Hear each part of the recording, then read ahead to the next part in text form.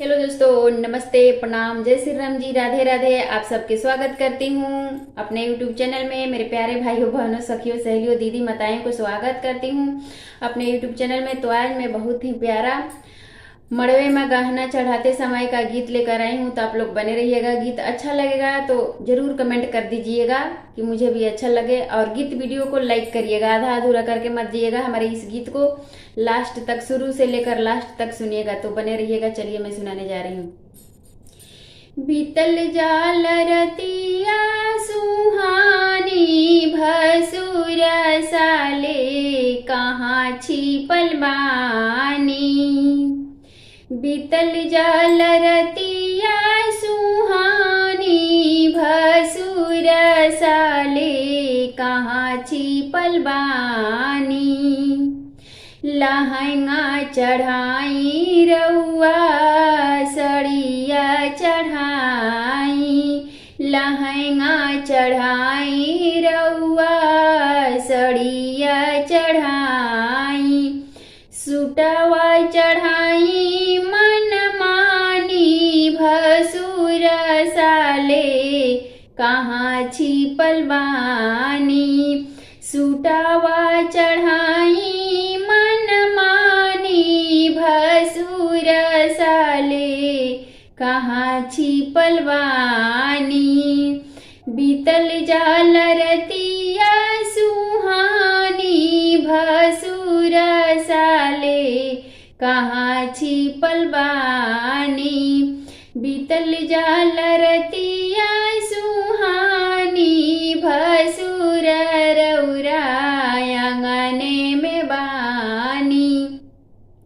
हरवा चढ़ाई बिरउआ झुमका चढ़ाई, हरवा चढ़ाई बिरउरा झुमका चढ़ाई। टिकावा चढ़ाई मन मानी, भसुर साले कहाँ छिपल बानी। नथिया चढ़ाई मन मानी, भसुर रउरा कहाँ छिपल बानी।